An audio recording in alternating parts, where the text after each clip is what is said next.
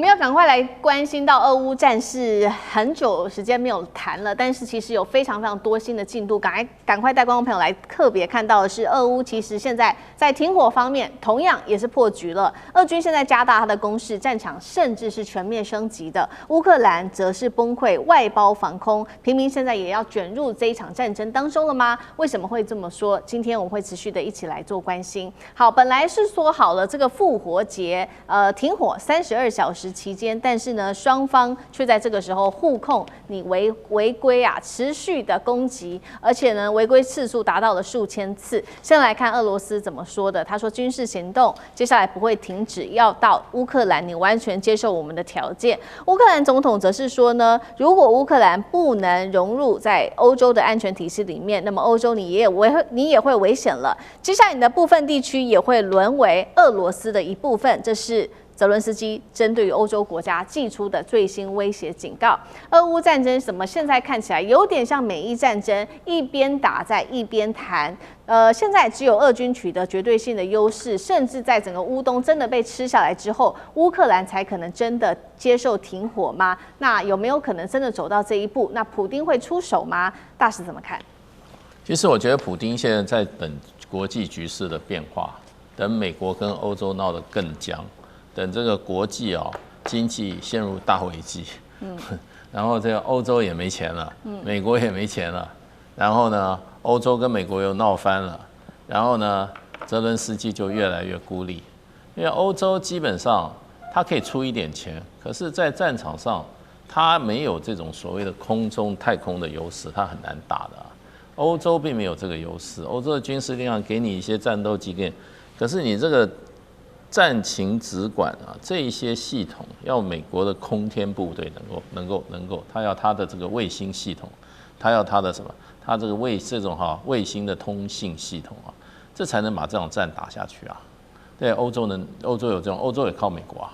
北約為什麼這麼依賴美國？美國在太空上投資多少？北斗衛星的這個那個定位系統，那是作戰的根本。現在作戰，歐洲的伽利略系統。他們自己都不太用啊！我知道我在那個歐洲搞了幾十年，這個定位系統還沒有那麼強啊。現在能夠在軍事上能夠發揮龐大功能呢，要不然你就靠中國大陸北斗，歐洲能靠中國大陸，那只有靠 GPS 啊。所以今天的戰爭都是精準的，都是遠距的，都是這個精準遠距打擊的，對不對？人都看不到，飛彈就打到你的哪個工廠，一個個鎖定。那更不要講了，烏克蘭這個軍隊一開始靠什麼？靠星鏈系統星鏈系統其實不是一個太複雜的系統，它只是有低軌衛星，它讓你的通信可以通。因為你基站都被打掉了以後，地球是這種弧形的，你通信不通啊，你只有靠衛星系統啊，那就要靠什麼？就希望你馬斯克給他一些這種星鏈系統的接收系統啊，對不對？他才能夠在戰場上生存，這都是美國的所以。現在我覺得兩伊戰爭就是美伊戰爭，從俄羅斯的觀點，就跟歐洲人跟美國人看俄烏戰爭的觀點完全一樣。我就希望這場戰爭消耗美國，消耗歐洲，消耗美國跟歐洲的這種傳統的盟邦關係，消耗。美國跟歐洲怎麼看俄烏戰爭呢？其實講的都沒有用，他就是要看你去消耗俄羅斯，他就是要這個靠誰去消耗？靠澤倫斯基去消耗俄羅斯，就是如此而已。那消耗就是目的，誰都達不到勝利。消耗就是目的。我認為就變成就是說，這場戰爭現在這個可以說西方自亂陣腳。那普丁急什麼？普丁在旁邊。雖然不是吃瓜群眾啊，不過他二郎腿應該翹得蠻高的。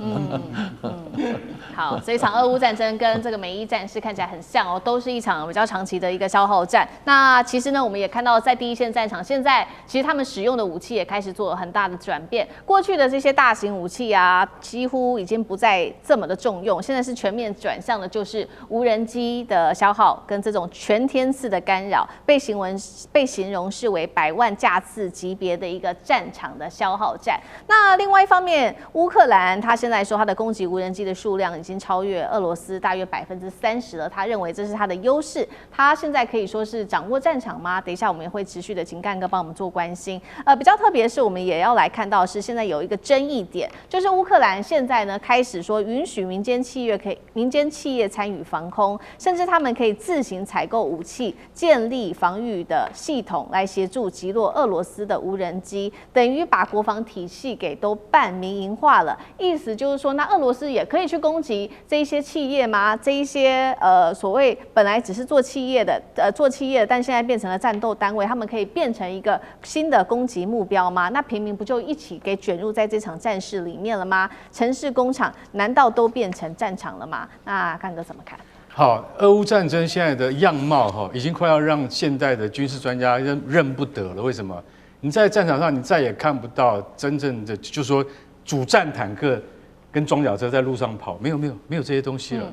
啊，對付敵人的陣地或者是目標的話，出動的一定是無人機。無人機從大大小小到現在已經升級到，你知道嗎？你用光纖操控了。光纖為什麼要用到光纖呢？那不是很高的技術嗎？对，現在用的最淋漓盡致的是烏克蘭，你知道為什麼？因為光纖可以抵禦電子反制，它在高強度的電子環境之下，它不會受到干擾。也就是說，以前我都互相，因為兩方的電子，就是說這個電子作戰以及無人機的這個能量差不多，俄羅斯跟烏克蘭差不多。從4年多前爆發戰爭到現在，他們總共已經出動100多萬架次的無人機了。啊，那接下來還會更加利用無人機，你放心好了。為什麼？因為我們沒有辦法再打那個一顆300萬美金的愛國者飛彈，那個真是打不起啊！因為一架無人機最多5萬美金而已，你要用300萬去對付5萬嗎？所以現在大家都改，俄羅斯甚至自己都改了，他把那個我們講過太多遍 S300跟 S400那個全球最精密的防空系統，相當於跟美國愛國者一樣的系統，那也是一枚不知道多少錢的飛彈。他說現在都改，不用，這個打那個天上的這個無人機太貴了，我們把它改成地對地飛彈。